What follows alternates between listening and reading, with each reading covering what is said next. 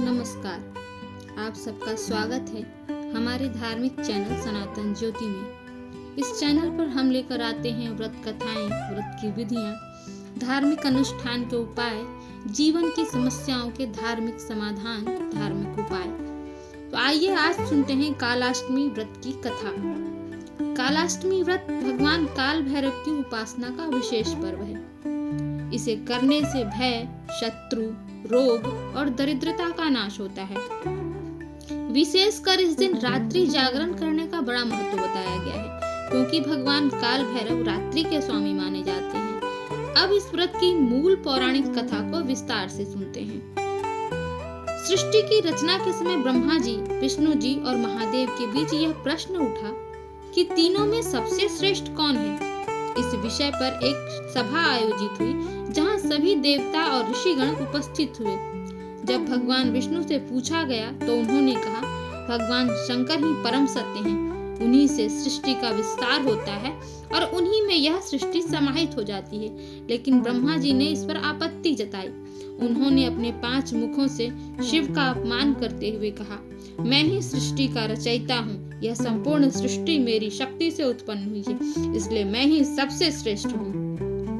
ब्रह्मा जी के इस अहंकार को सुनकर भगवान शिव अत्यंत क्रोधित हो गए। शिव के क्रोध से उनके तीसरे नेत्र से एक दिव्य ऊर्जा प्रकट हुई और यह ऊर्जा भैरव के रूप में प्रकट हुई। यह स्वरूप अत्यंत विकराल और तेजस्वी था। भगवान भैरव ने ब्रह्मा जी के पास जाकर कहा, हे ब्रह्मा, तुमने अहंकार के कारण अपने ही सृष्टिकर्ता का अपमान किया है। तुम्हें इसका दंड अवश्य मिलेगा। यह कहकर भगवान काल भैरव ने अपने नखों से ब्रह्मा जी के 5वें सिर को काट दिया। इस घटना से ब्रह्मा जी का अहंकार चूर चूर हो गया। उन्होंने भगवान शिव से क्षमा मांगी। शिव जी ने उन्हें क्षमा कर दिया, लेकिन ब्रह्मा जी का कटा हुआ सिर भैरव जी के हाथ में चिपक गया। यह ब्रह्म हत्या का दोष कहलाया, जिससे मुक्त होने के लिए भैरव को भिक्षाटन करना पड़ा। भगवान भैरव चारों धामों, सभी तीर्थों और ब्रह्मांड के अनेक स्थानों पर भिक्षा मांगने गए, लेकिन ब्रह्म हत्या का दोष उनसे दूर नहीं हुआ।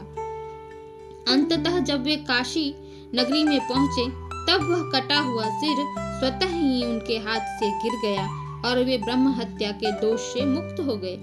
इसलिए काशी को अविमुक्त क्षेत्र भी कहा जाता है, क्योंकि यहाँ स्वयं महादेव और काल भैरव का निवास है।